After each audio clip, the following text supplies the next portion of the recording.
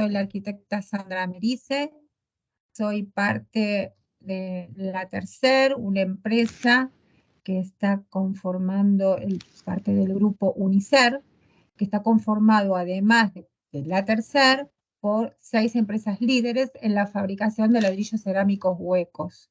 Estamos estas 6 empresas repartidas en toda la Argentina. Somos Cerámica Rosario, Quilmes, Cerámica Fanelli, Coolmachén, Palmar, La Tercer y Cerámica Rosario, respectivamente.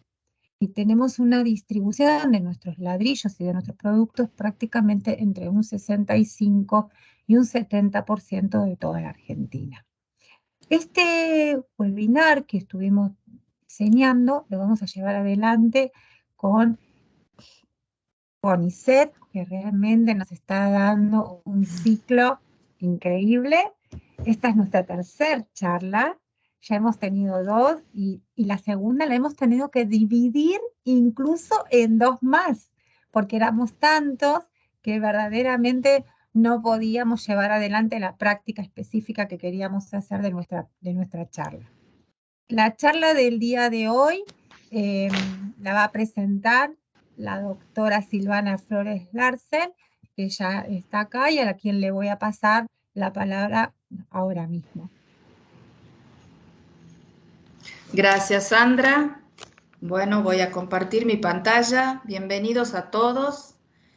Un placer poder estar con ustedes para compartirles un poquito de la tarea diaria que hacemos nosotros de investigación en el Laboratorio de Edificios Bioclimáticos que pertenece al INENCO. El INENCO es un instituto de investigación de CONICET, que depende de la Universidad Nacional de Salta y de CONICET, es un instituto de doble dependencia, y allí estamos nosotros, un grupo bastante multidisciplinario de investigadores, doctores, que trabajamos en temas relacionados con la eficiencia energética y las energías renovables en edificios.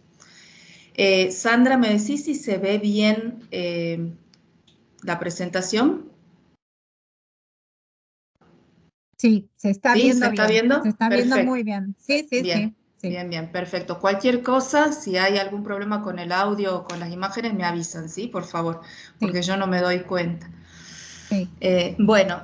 Mi nombre, como les decía, es Silvana Flores Larsen. Yo de profesión soy licenciada en física, así que mi visión de la eficiencia energética y de la arquitectura bioclimática es desde un punto de vista de la transferencia de calor más que de las cuestiones, digamos, de la arquitectura. Sin embargo, me parece que hoy por hoy todo lo que es multidisciplinario es súper importante de desarrollar, y en otros países los equipos de diseño arquitectónicos están siendo muy participativos y muy abiertos con otras disciplinas que son muy importantes y que hoy por hoy influyen en lo que es toda el diseño del ambiente construido, ¿sí? Y uno de esos profesionales somos los físicos, particularmente los que nos dedicamos a la simulación térmica y a la transferencia de calor. Entonces yo hoy les quiero traer una charla que, si bien es introductoria en el sentido de que hay muchas cosas que no vamos a poder abordar con demasiada profundidad, a mí me parece que es una linda manera de mirar los edificios desde un punto de vista diferente, ¿sí? Que está relacionado más con la transferencia de calor que con la forma habitual que uno tiene de mirar, ¿no? estos diseños.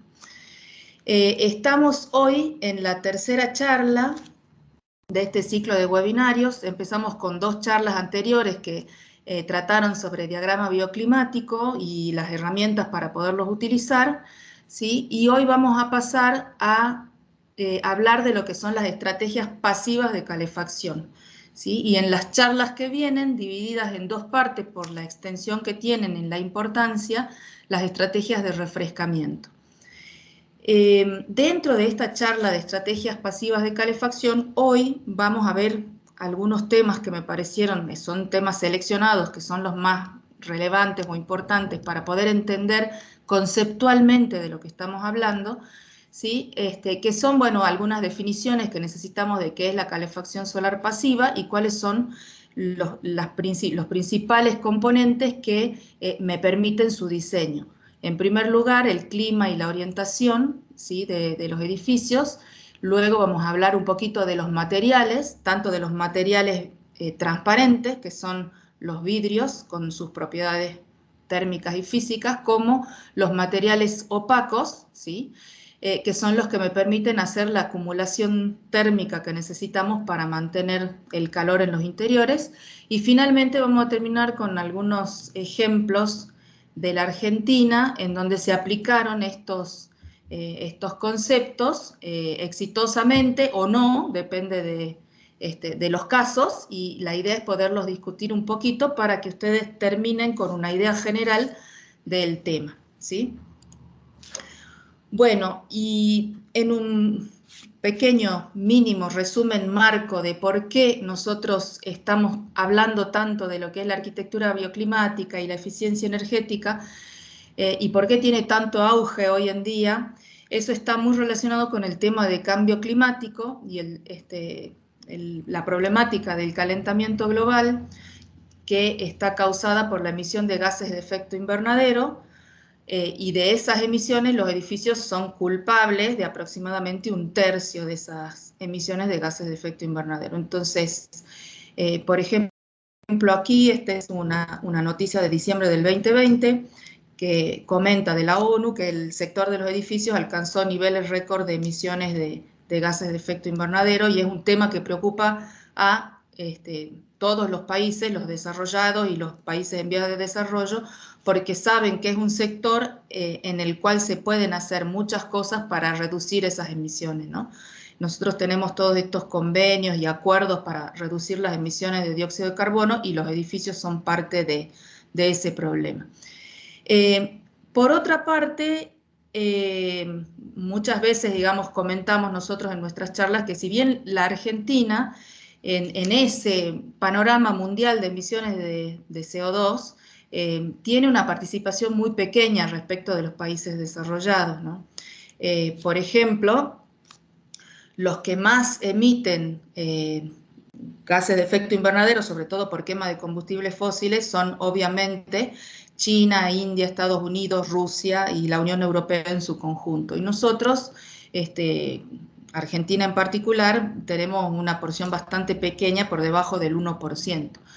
Entonces, muchas veces uno se pregunta si realmente esto de mejorar la eficiencia energética tiene algún impacto a nivel global, ¿no?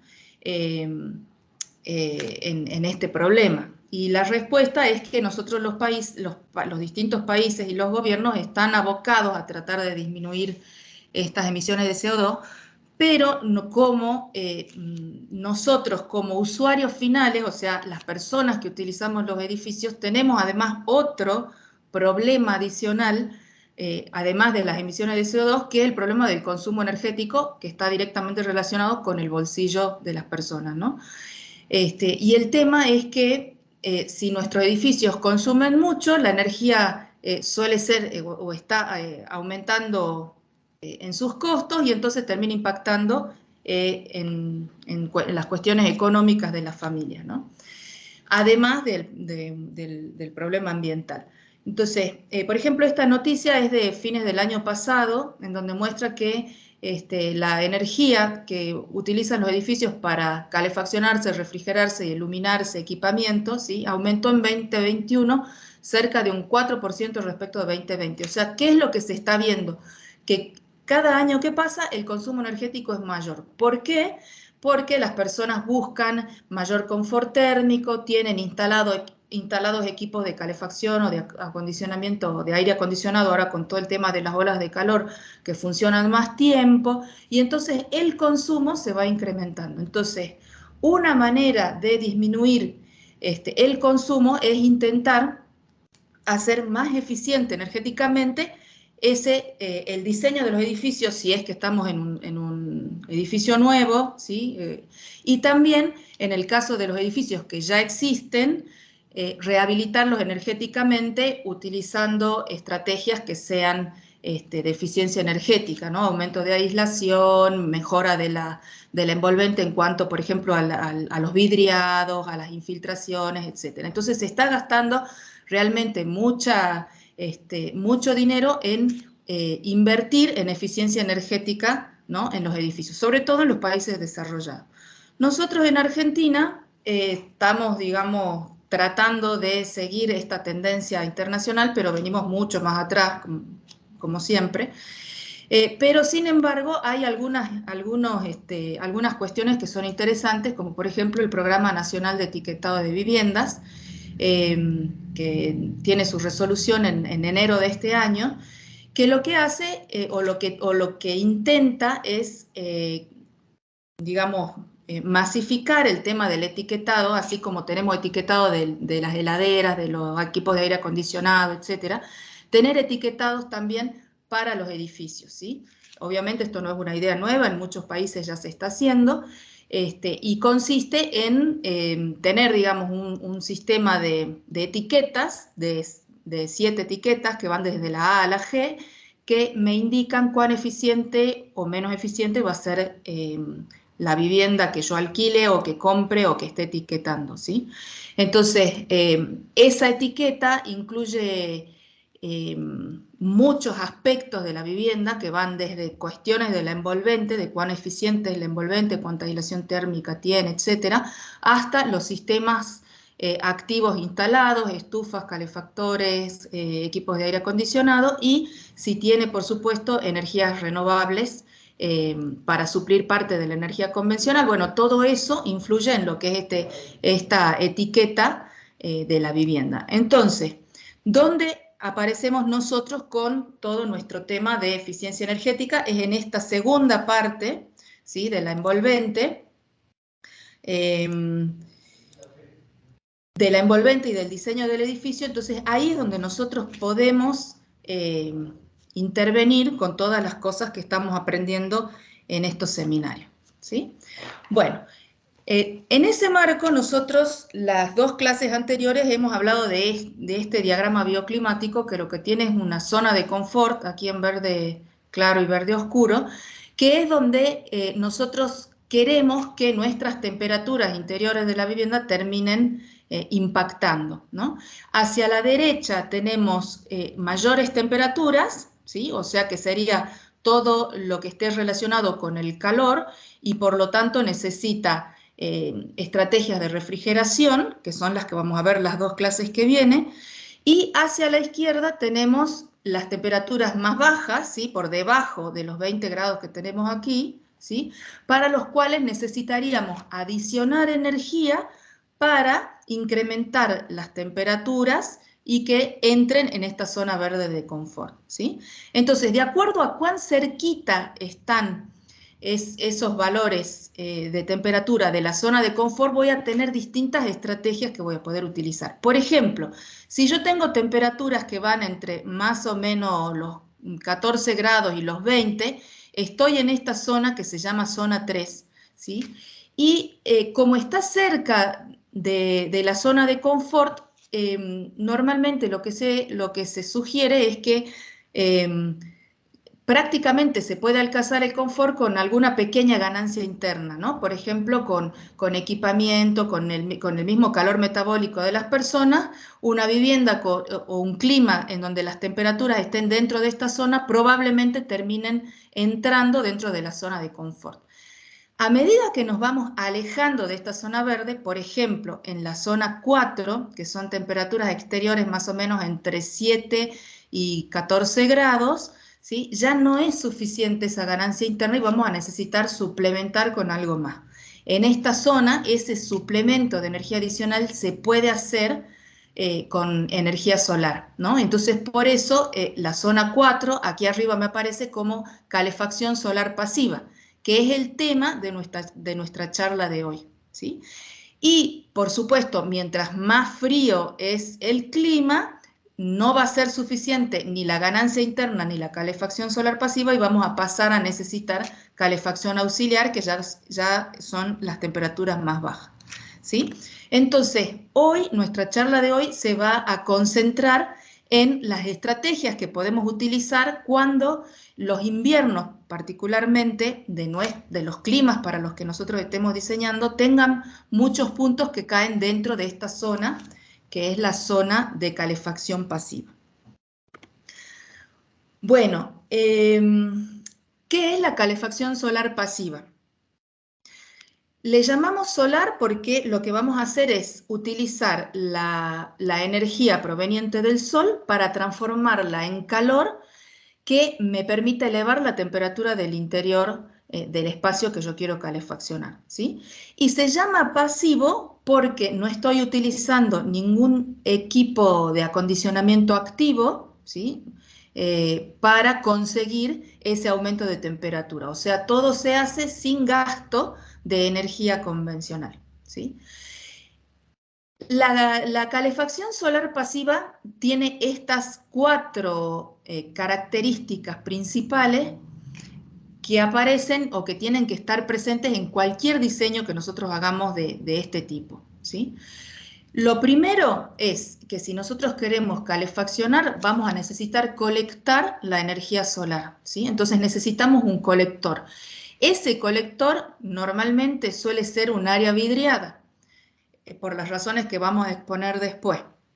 Entonces necesitamos el colector, necesitamos que la energía que entra por ese colector se acumule en algún lugar, ¿sí? Para eso necesitamos masa térmica, que va a ser la que va a recibir la energía solar y va a aumentar su temperatura y va a radiar calor hacia el espacio interior y es el que me va a calentar definitivamente el aire del espacio interior, ¿sí? Entonces necesitamos la colección y necesitamos la acumulación. Por otra parte, necesitamos distribuir esa energía dentro de la vivienda de forma tal que no tengamos zonas de la vivienda que son más frías y zonas que son más cálidas, sino que tenemos que intentar homogeneizar o uniformizar lo mejor posible todas las zonas, porque muchas veces nosotros diseñamos la calefacción para una zona y esa zona está, digamos, calentita, y la zona contigua, por ejemplo, está fría. Entonces, la persona que habita en esa vivienda siente una sensación de disconfort por diferencia de temperatura al pasar de un lugar a otro. Eso hay que intentar evitarlo a toda costa y eso se hace mediante las aberturas y regulando cómo se puede mejorar el movimiento de aire entre las zonas. Hay muchas estrategias para hacer esto.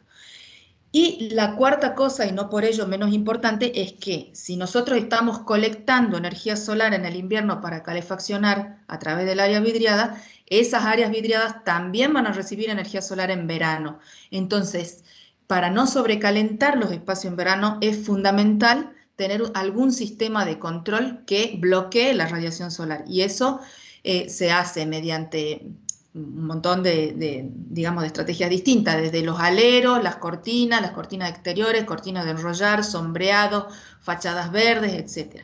Pero de alguna manera tenemos que sombrear las áreas vidriadas en verano para evitar los sobrecalentamientos de los espacios interiores, ¿sí? Bueno,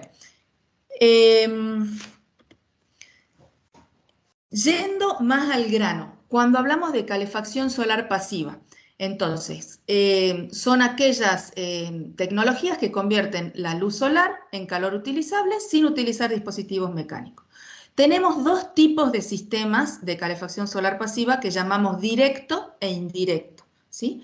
El más común, el que más se utiliza normalmente es la ganancia directa, que es el esquema que tenemos aquí, ¿no? En donde tenemos un área colectora vidriada por la cual ingresa la radiación solar, ¿sí? Esa radiación solar se acumula en las paredes y en los pisos de la vivienda y me genera, digamos, el aumento de temperatura que necesito.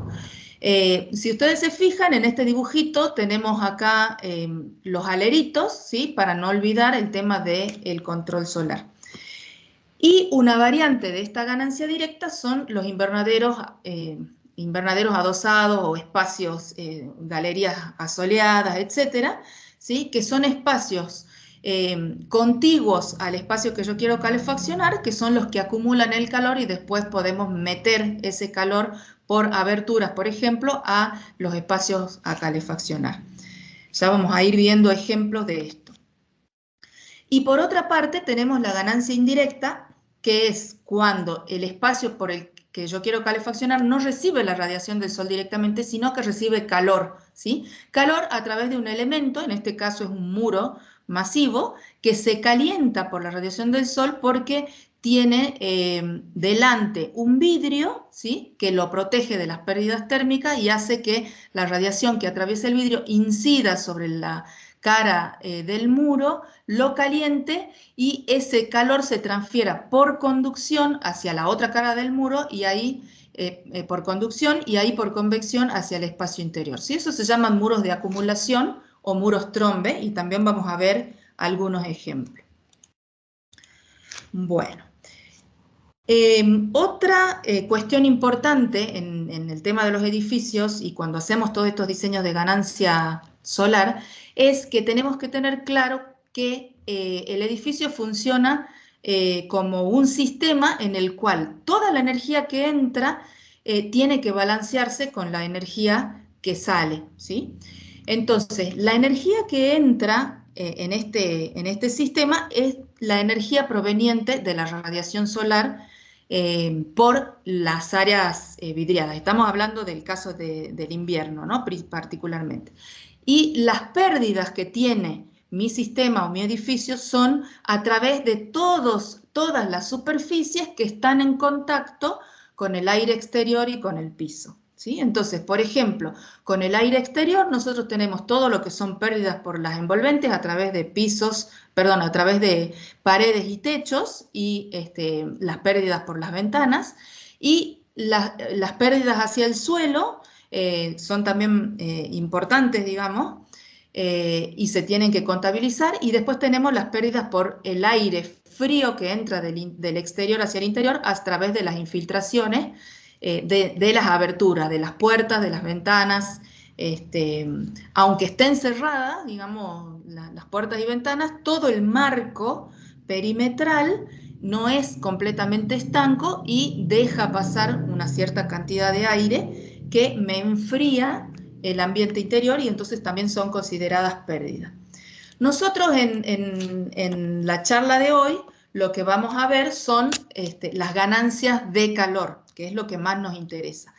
Y como dato para que ustedes se lleven, digamos, con respecto a las cuestiones climáticas, para saber si nosotros necesitamos en algún clima adicionar calor o no, además del diagrama bioclimático, yo les aconsejo que siempre miren los gráficos de temperaturas de sus lugares. Por ejemplo, yo aquí saqué de internet la temperatura a lo largo del año para la ciudad de Salta, que es donde yo estoy, ¿sí? Y me marca en azul las temperaturas mínimas medias, en verde las medias y en rojo las máximas, ¿sí? La que me interesa que miremos en este momento son las temperaturas medias, ¿sí? Que obviamente en enero, febrero, que es verano, son más altas y a medida que avance el año, en junio, julio, bajan. Lo interesante es que si uno mira hasta cuánto bajan las temperaturas, por ejemplo, acá en junio, julio, más o menos hasta 11 grados, ¿sí? Eso me da un indicativo de que si yo diseño una vivienda y esa vivienda está muy sombreada, por ejemplo, o no tiene demasiada ganancia solar, si yo hiciera una simulación de qué pasaría dentro de la vivienda, me daría cuenta que la temperatura media dentro de la vivienda sería más o menos la temperatura media exterior, o sea, andaríamos en los 11 grados, ¿no? Entonces, evidentemente, para subir de esos 11 grados a una temperatura de confort, por ejemplo 21, yo necesito adicionar bastante ganancia solar directa, ¿sí?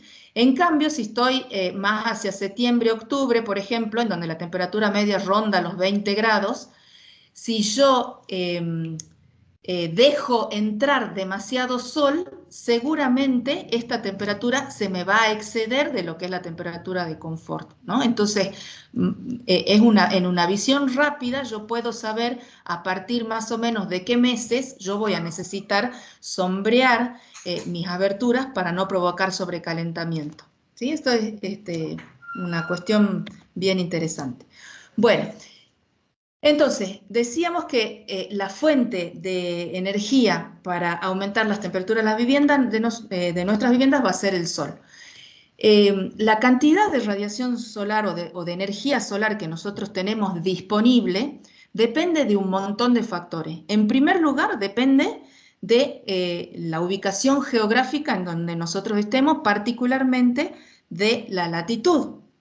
Ustedes saben que la latitud lo que me hace es modificar cuál es el ángulo, ¿sí?, en el que el sol se mueve en el invierno y en el que el sol se mueve en el verano, ¿no?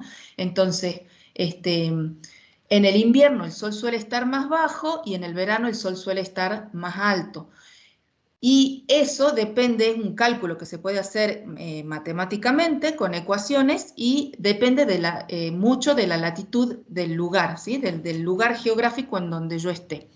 Entonces, en invierno el sol bajo y en verano el sol alto implica que en invierno la radiación solar incide más perpendicularmente sobre las paredes verticales, particularmente sobre la pared norte, y en verano incide más perpendicularmente sobre los techos, ¿sí?, de las viviendas. Eso es sumamente importante para después diseñar las aislaciones térmicas. Bueno, si vamos a tener fotovoltaicos, si vamos a tener colectores solares, para diseñar incluso las mismas aberturas de ventanas, ¿sí? Pero no es el único factor, la latitud, lo que me afecta a la radiación solar, sino que también tenemos que tener en cuenta las cuestiones climáticas. Y un ejemplo, digamos, bastante claro es que yo puedo tener localidades a la misma latitud y con radiaciones solares muy diferentes entre unas y otras. Es el caso, por ejemplo, de cuando nosotros miramos las localidades que están hacia el oeste, o sea, cerca de la cordillera de los Andes en nuestro país, y hacia el este, ¿sí? Por ejemplo, Salta tiene zonas a una misma latitud, o sea, a una misma línea horizontal, tenemos distintos niveles de radiación a medida que nos vamos moviendo desde la cordillera hacia el océano Atlántico. ¿Por qué? Porque estas zonas que están marcadas aquí en color oscuro son zonas altas de mucha altitud, en donde los cielos son límpidos y claros, hay poca nubosidad porque la humedad relativa es baja, entonces hay mucha más radiación que hacia la derecha, ¿sí?, en toda la zona de Buenos Aires, por ejemplo, Santa Fe o la Mesopotamia, en donde la misma humedad genera nubes, lluvias, días que no son completamente claros, y entonces por eso la radiación va bajando, ¿sí? Entonces se dan cuenta que no solo depende de la latitud del lugar, sino también del lugar en donde nosotros estamos. Y nuestro país, la Argentina, es muy extenso de norte a sur y tiene un montón de climas diferentes, entonces hay que tener en cuenta estas cosas. Bueno, esto que están viendo ustedes acá se llama el Atlas de Energía Solar, ¿sí? Lo desarrolló el doctor Grossi de la Universidad de Luján mediante redes de estaciones que midieron la radiación solar en distintos lugares de Argentina y se pudieron obtener estos mapas, ¿no? Están para todos los meses, están disponibles en forma gratuita en internet y están para todos los meses del año, ¿no? Yo acá solamente extraje un mes para verano, enero, y para junio, ¿no? Lo interesante de estos mapas es que me muestran cuál es el nivel de radiación que yo tengo por día para los distintos lugares. Por ejemplo, si estamos en Buenos Aires, en invierno, o sea, en el mes de junio, nosotros tenemos una radiación en este verde intermedio de 1.5, ¿sí? Las unidades de este número son kilovatios hora por metro cuadrado. ¿Eso qué significa por día, ¿no? ¿Qué significa? Que cada metro cuadrado de superficie horizontal, digamos, en la ciudad de Buenos Aires, recibe una cantidad de 1.5 kilovatios hora. ¿Sí? Para que se den una idea, un calefactor de estos tipos caloventor, por ejemplo, consumen y entregan al ambiente más o menos 2 kilovatios por hora, ¿sí? O sea, que la radiación que yo recibo en 1 metro cuadrado en Buenos Aires, más o menos es 1.5 kilovatios por hora. Es como tener prendido un calefactor un poquito menos de 1 hora, ¿sí? Por día. Es la cantidad de energía que cada metro cuadrado me aporta al espacio interior. Obviamente, si nos venimos hacia el norte y hacia la zona de Puna, por ejemplo, estamos en 4,5, ¿sí? Es más o menos unas 3 veces la cantidad de radiación que se recibe en Buenos Aires. Por eso los parques fotovoltaicos y los parques de energía solar están ubicados en la Puna, porque son 3 veces más eficientes que lo que serían en esta zona. ¿Sí? Entonces, esta es una de las cosas que uno tiene en cuenta cuando diseña una ventana. Yo no puedo diseñar una vivienda con la misma área de ventana en Buenos Aires que en la ciudad de Salta, que tengo el doble de energía solar, ¿sí? Entonces tengo que tener cuidado porque si yo replico exactamente el mismo diseño, por ejemplo, que a veces se suele hacer con la vivienda social de Buenos Aires a Salta, el comportamiento térmico va a ser totalmente diferente, ¿no? Hay que tener en cuenta las cuestiones de cada lugar.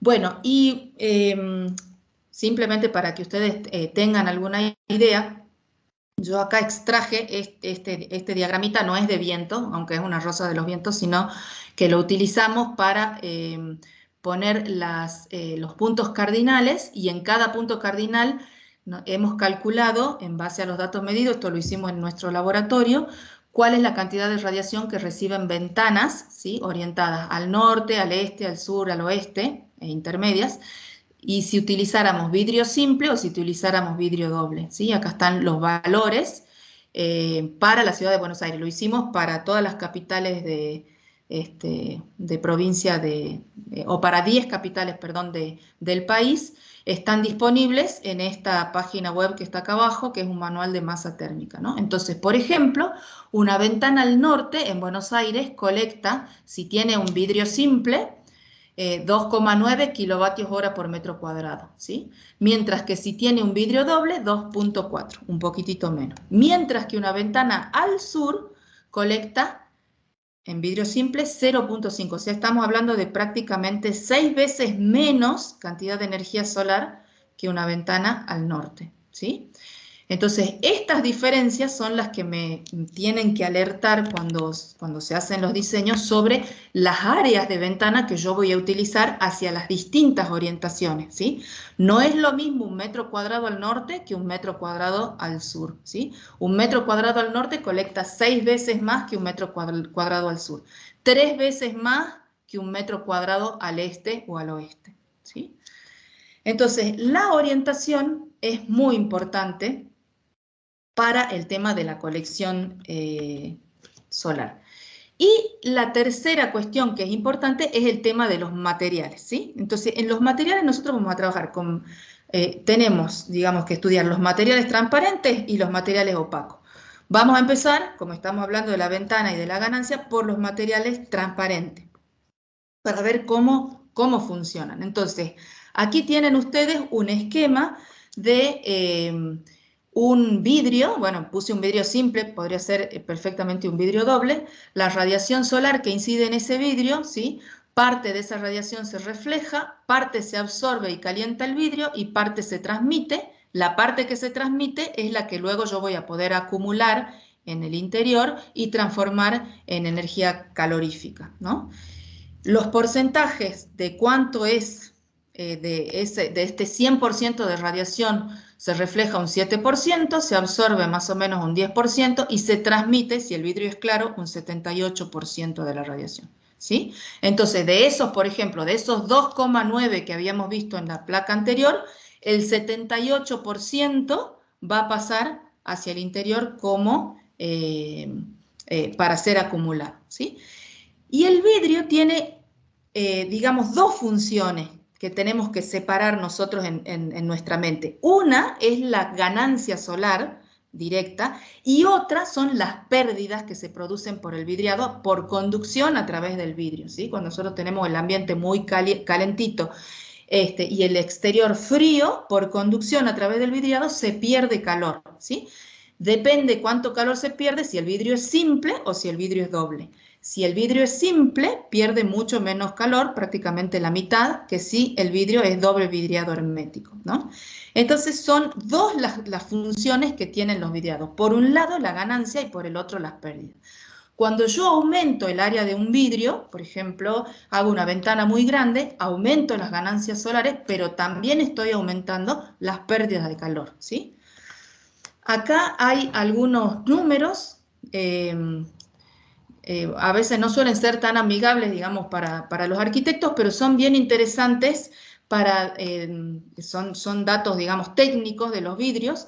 Por ejemplo, acá tenemos el vidrio incoloro, los datos de porcentajes que vieron en la diapositiva anterior yo los saqué de aquí. Por ejemplo, la transmisión directa es del 78%, ¿sí? Y después, de acuerdo a si el vidrio tiene algún color, por ejemplo, un vidrio verde, un vidrio bronce, un vidrio gris, y de acuerdo a los espesores que tengan los vidrios, va a ir cambiando la cantidad de radiación que ingresa en el espacio. Por ejemplo, si nosotros elegimos un vidrio bronce muy grueso, de 10 milímetros, en vez de 78%, vamos a reducir al 27% la cantidad de radiación que ingresa, ¿sí?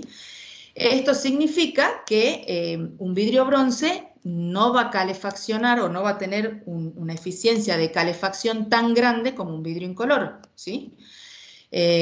Sin embargo, si nosotros estamos en un clima caluroso, por ejemplo, nos puede interesar reducir la cantidad de radiación que ingresa porque no queremos sobrecalentamiento y nos interesa utilizar este tipo de vidrios coloreados, ¿no? Bueno, entonces, por ejemplo, si nosotros utilizáramos un vidrio incoloro, pero en vez de simple, perdón, antes que avancemos a la próxima diapositiva. La pérdida de este vidrio, recuerden el número acá, es 5.7, ¿no? Y si nosotros trabajamos con un vidrio de doble vidriado hermético, esos 5.7 se transforman en 2.8, ¿sí? O sea, se reduce a la mitad prácticamente las pérdidas térmicas, y las ganancias del 78 pasan más o menos al 61%. Se reducen un poco porque tenemos más material vidriado por el cual la radiación tiene que atravesar y se va absorbiendo en cada una de las capas de vidrio. Entonces es normal y natural que se reduzca un poco la cantidad de radiación que ingresa por un DBH. Sin embargo, como las pérdidas se reducen a la mitad, en definitiva termina siendo mucho más eficiente que un vidrio simple, ¿sí?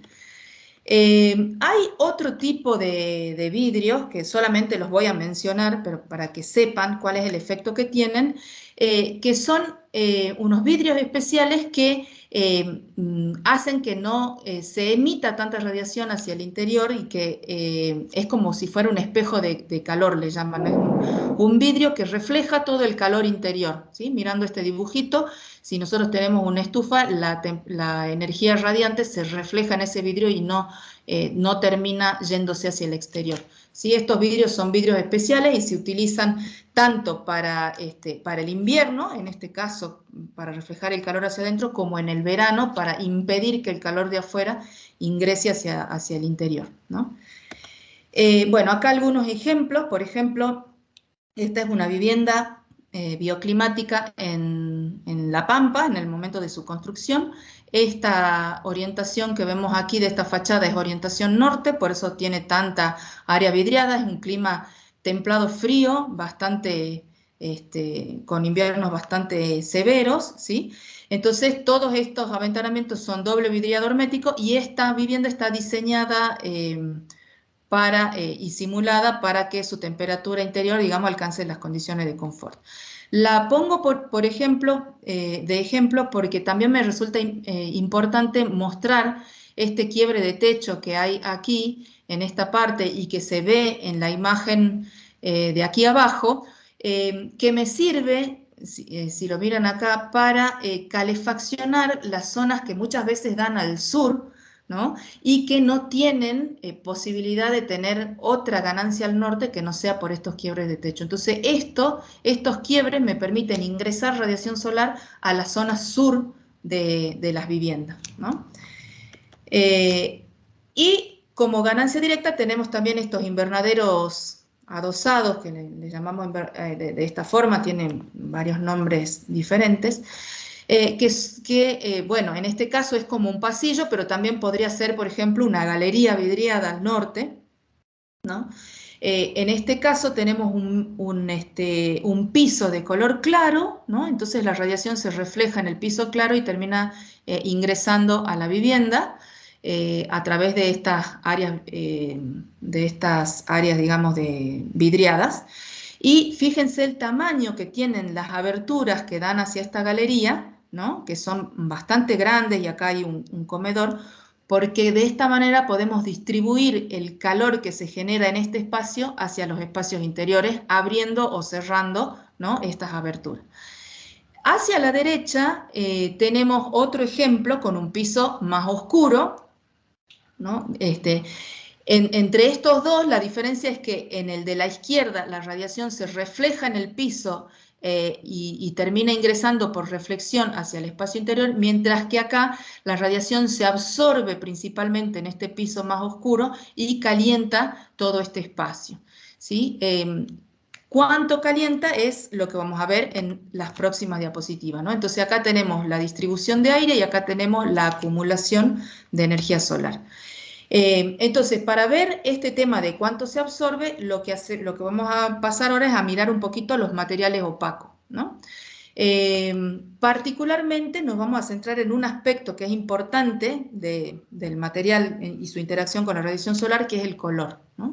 Entonces, les muestro aquí un estudio bastante antiguo, pero muy interesante, realizado en el INTI, en Buenos Aires, por el equipo del doctor Volantino, en donde ellos construyeron una pared de hormigón y pintaron rectángulos de distintos colores con pinturas, digamos, que se encuentran normalmente en el mercado, y estos cuadraditos que están puestos en el centro son sensores de temperatura superficial, ¿no?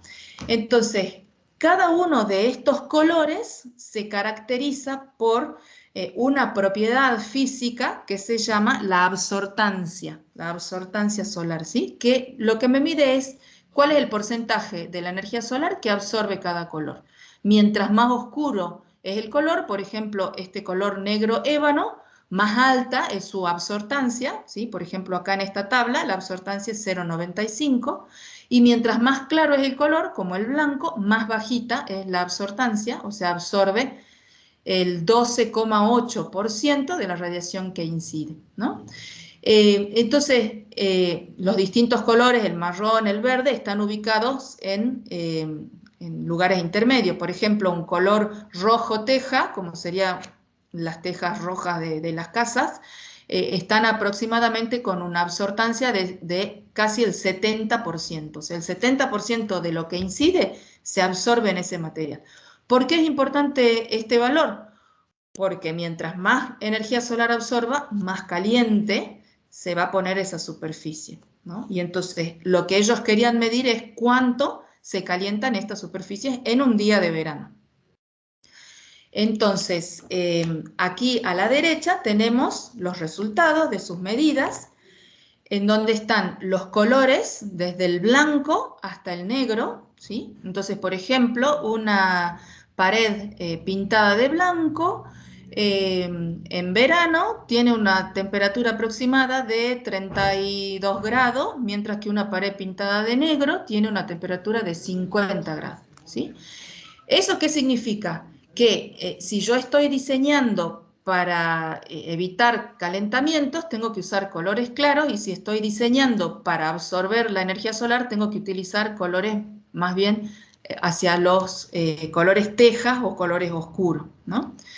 Entonces, cuando nosotros elijamos los colores con los que pintamos, no solamente los colores de los pisos y de los muros interiores, sino también de los exteriores, tenemos que tener cuidado, porque no es solo una cuestión estética, sino que también es una cuestión de eficiencia energética, ¿no? Entonces, por ejemplo, en esta vivienda, todo lo que esté detrás de este muro pintado de color oscuro, este muro se va a poner muy caliente, capaz que a 50 grados, 52 grados, ¿sí? Y ese calor se va a terminar transfiriendo al espacio interior.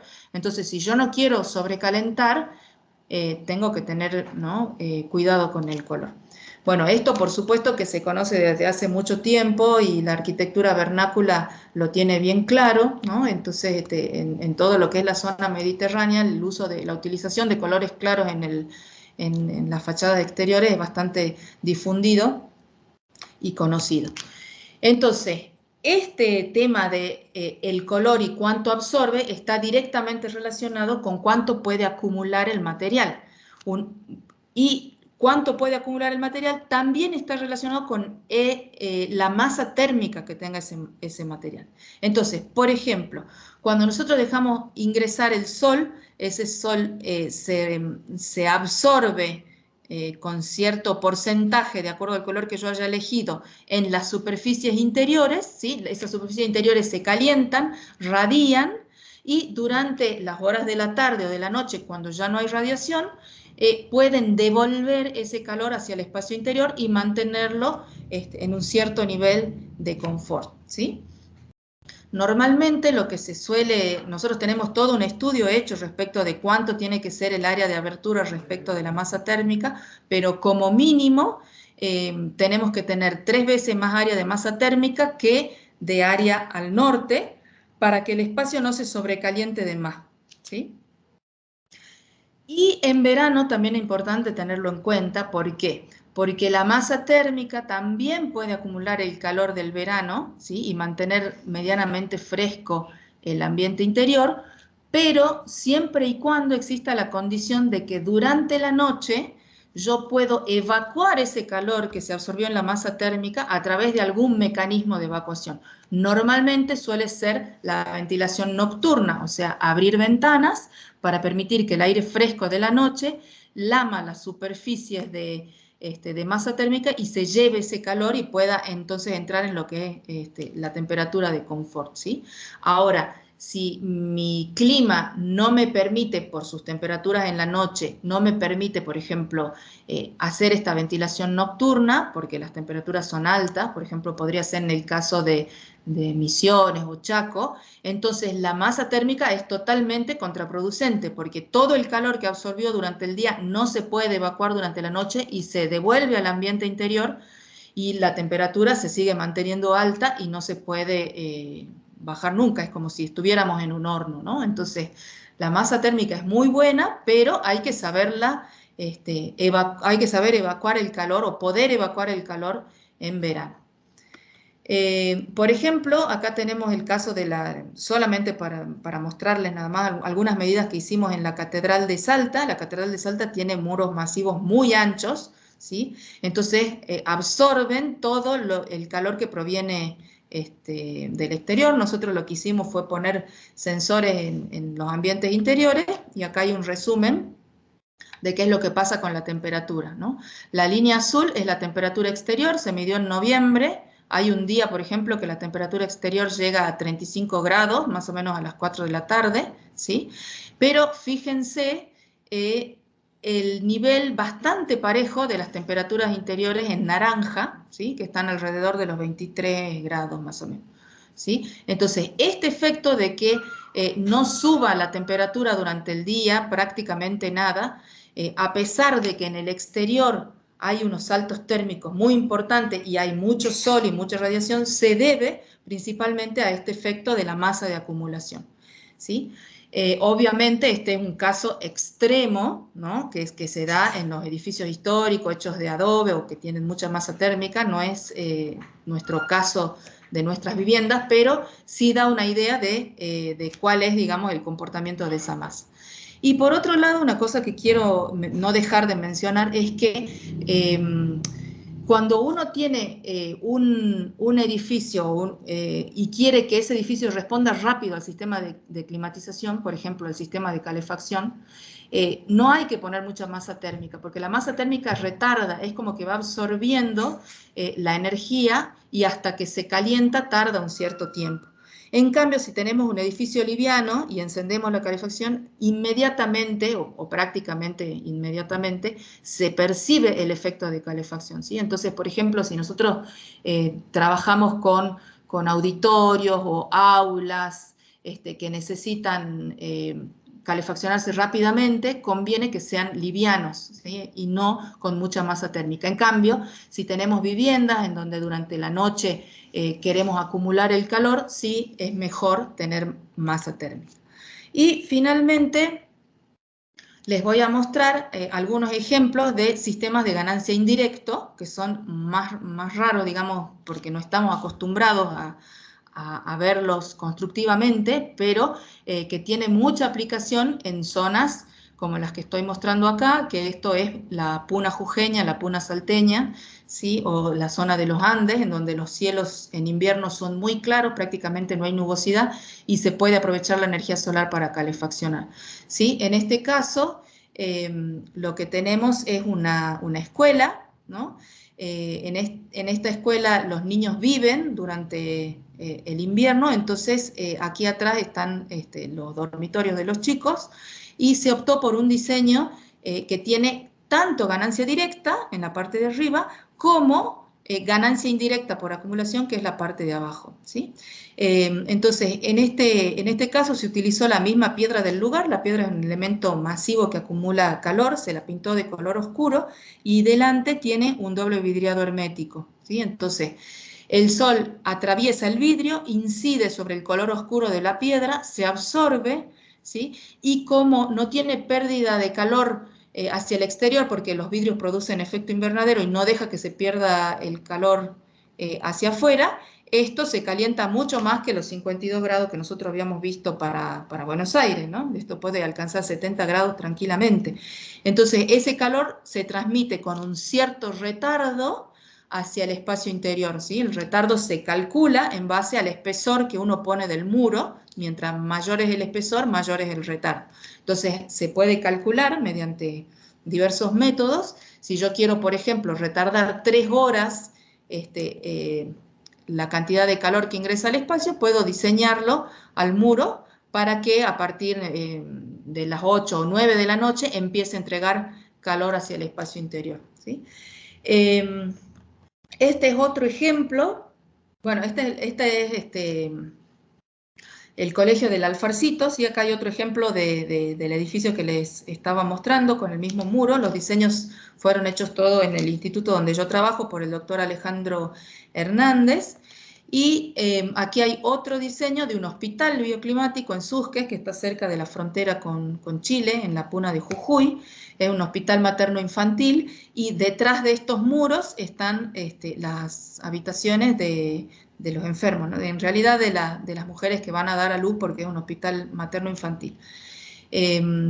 Estos dan muy buenos resultados en estos climas que son extremadamente fríos, ¿sí? Y finalmente les quiero mostrar un último ejemplo de, también en zona muy fría, ¿no?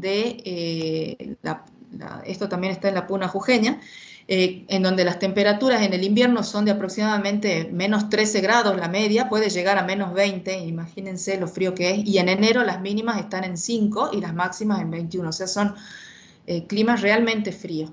Este fue el diseño original. Esta es una casita para el guardaparque del INTA, en este lugar, se llama Laguna de Pozuelos, y este fue el diseño original que nos trajeron al laboratorio para analizar si iba a funcionar bien en una zona tan fría, ¿no? Entonces ellos habían propuesto este invernadero adosado, que le llamamos nosotros, para calefaccionar este espacio que está acá, que era un living que se utilizaba durante todo el día.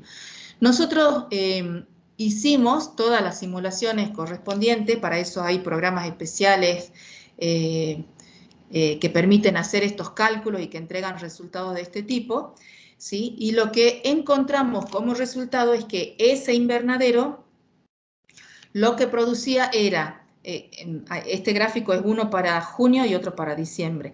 Acá abajo en el eje horizontal están las horas del día, ¿sí? Y las curvitas son las temperaturas. Entonces, por ejemplo, el invernadero a la mañana, a las 6, 7 de la mañana, tenía una temperatura de 9 grados, muy frío, ¿sí? Iba aumentando durante el día y llegaba hasta los 22, ¿sí?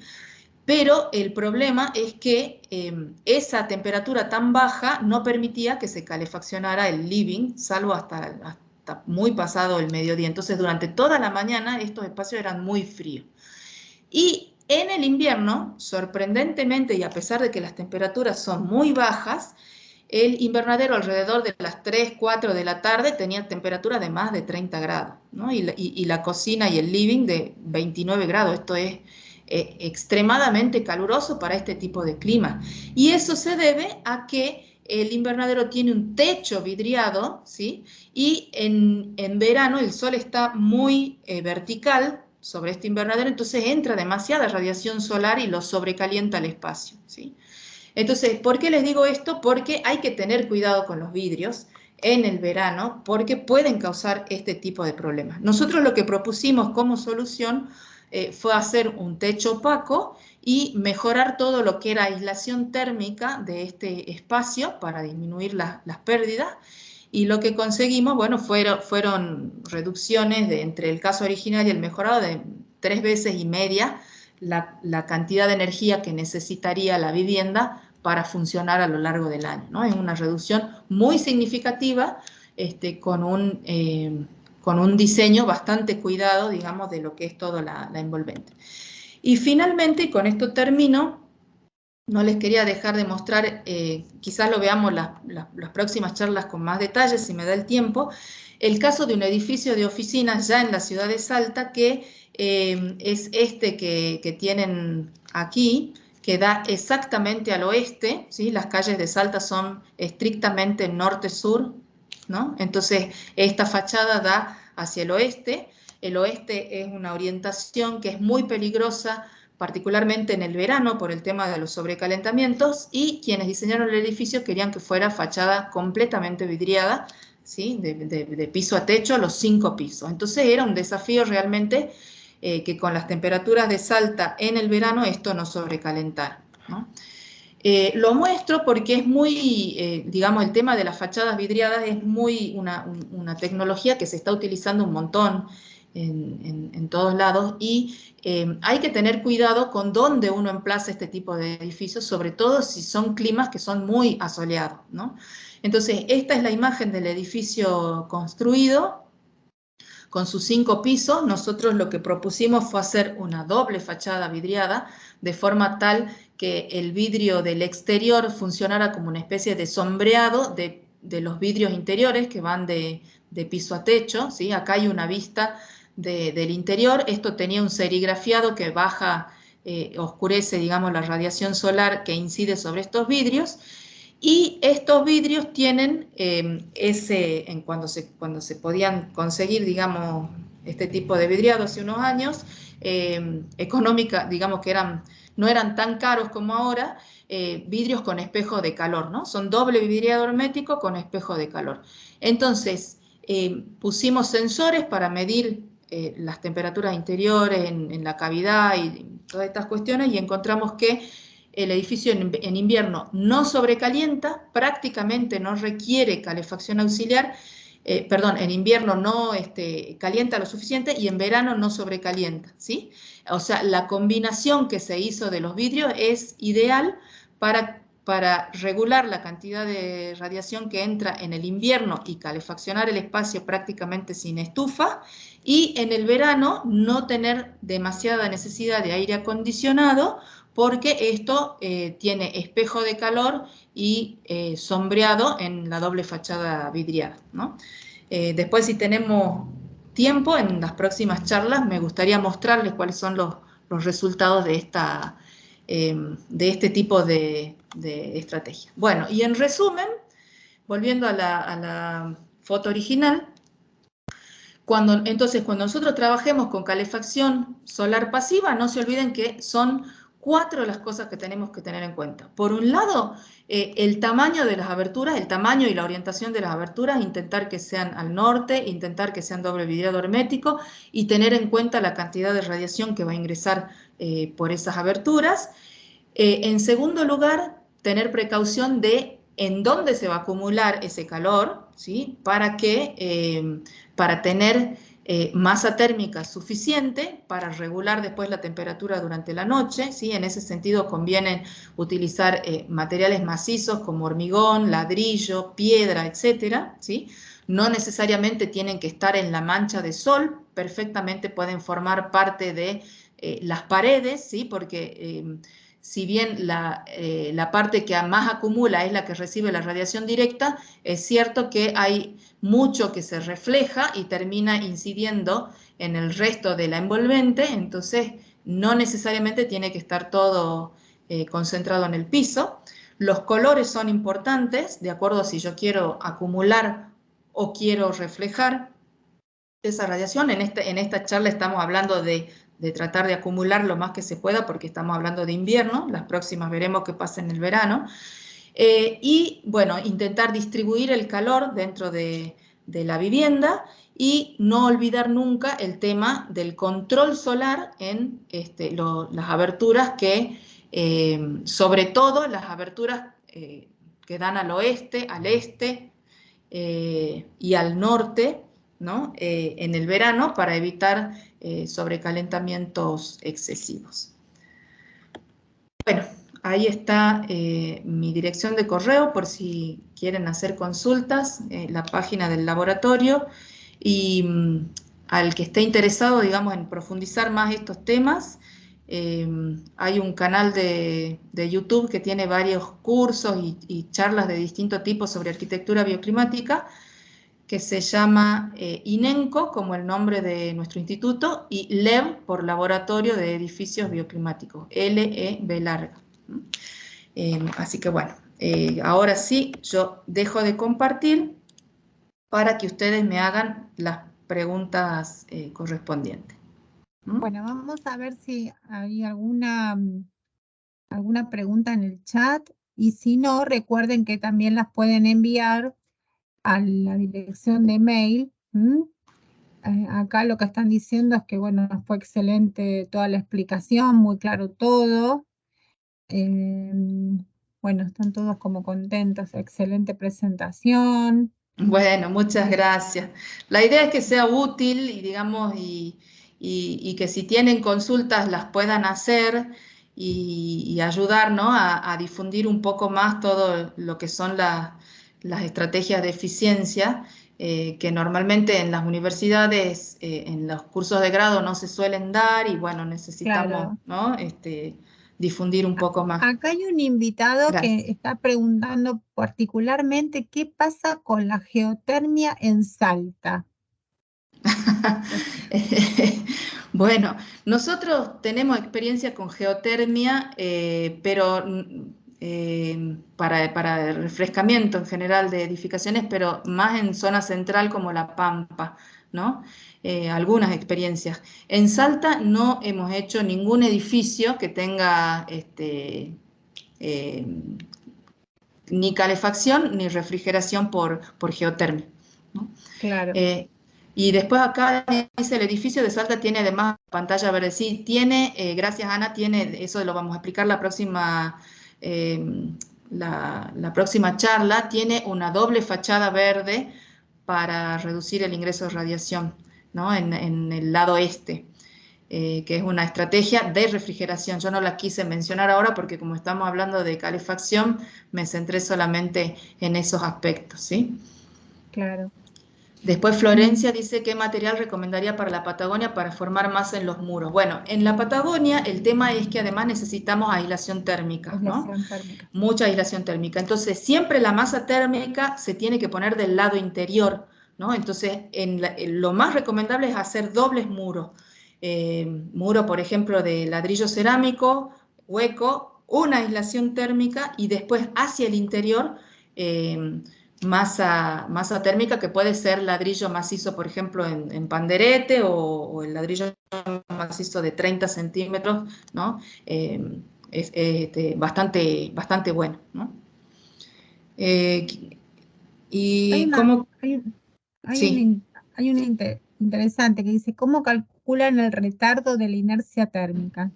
Necesitan de los ejemplos que mostraron calefacción adicional. Adicional. Y después hay otra más arriba que me parece que va por el mismo sentido. Dice, ¿han realizado algún estudio termodinámico sobre Sí. muros trombe de barro? Bueno, contesto primero. El tema del retardo de la inercia térmica se calcula con unas ecuaciones que tienen en cuenta las propiedades del material, densidad, conductividad, calor específico, ¿sí? Y en base a eso se hace, y a simulación, porque uno primero hace un prediseño y después hace una simulación con software bastante específico para ver cuál es el retardo, ¿no? Se puede hacer una primera estimación rápida con unas ecuaciones, digamos, para tener idea de cuál sería el retardo. Normalmente trabajamos con retardo de 2, 3 horas como máximo, de acuerdo al material con que uno esté trabajando. Y respecto del material del trombe, sobre trombe de barro, Angélica Montenegro, gracias por la pregunta. Sí tenemos experiencia o sea, sabemos que los materiales, que utilizar trombe con adobe no es efectivo porque el adobe es bastante aislante y poco acumulador, en el sentido de que comparado, por ejemplo, con el ladrillo macizo, es más aislante. Entonces no es bueno hacer muros trombe de adobe. Y si ella está interesada, después le puedo pasar, porque tenemos una tesis de maestría completa hecha que tiene un muro trombe de adobe construido y monitoreado en Montevideo, ¿no? En donde se demuestra que efectivamente el muro trombe de adobe no es la mejor opción, ¿no? Es mejor utilizar algún otro material más denso. Claro. Interesante, sí, sí. A mí particularmente me interesa eso, así que después podríamos compartirla Sí, la sí, info. después lo podemos, les puedo pasar Claro. incluso la misma tesis, sí, sí, sí, tal cual. Mm, Y mm. después Luisa también preguntaba si los ejemplos que mostramos necesitaron calefacción adicional. Uno de los ejemplos no necesitó calefacción adicional porque además tenía ganancia directa, y otro de los ejemplos, el del hospital, sí, para las zonas que daban al sur y se utilizaron colectores solares de aire para ayudarlos, ¿no? Porque digamos, con el muro trombe solo no fue suficiente. Ah, bueno, lo de la tesis le viene genial, dice Angélica. Sí. Bueno, te lo mando, Sandra, y después vos Sí, sí, sí, lo nosotros gestionas. nosotros ¿Ah? nos encargamos, claro, sí, tal cual. Después, Y Florencia después, dice, sería mejor formar masa interna con aislación externa en la Patagonia que usar un entramado de madera o metálico con aislación exterior y entramado. Y depende de la aplicación, o sea, del tipo de uso que se le dé al edificio. Si tu edificio es de vivienda, probablemente con aislación interna sería mejor para mantener la temperatura interior. O sea, si está habitado permanentemente, sería mejor tener masa térmica interna, si es que tenés acceso a radiación solar, ¿no? En el lugar.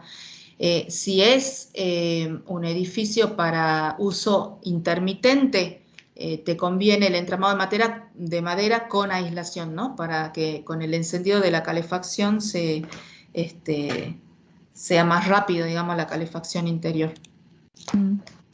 tengo una consulta, digamos, particular.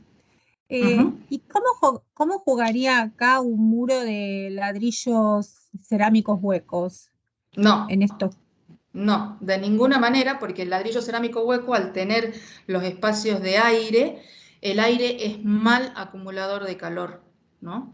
Entonces, no te serviría un muro acumulador de ladrillo cerámico hueco, tiene que ser macizo, ¿no? Claro, Lo mejor, digamos, de todos los materiales es el hormigón, pero en bueno, es ese, sí, pesado, ¿no?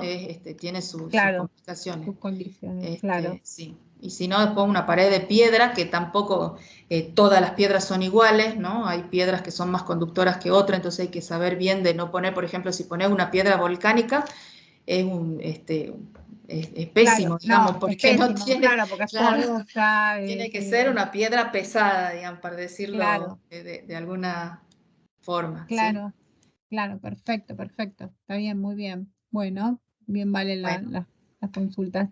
bueno. Bueno, hasta acá hemos llegado, los esperamos el próximo miércoles. Recuerden inscribirse, que pueden inscribirse en charlas@unicer.com.ar, y también, si no, pueden ingresar a Unicer y pueden ahí mismo inscribirse en donde dice, esperen que esto me lo mandaron hace un ratito, que también pueden inscribirse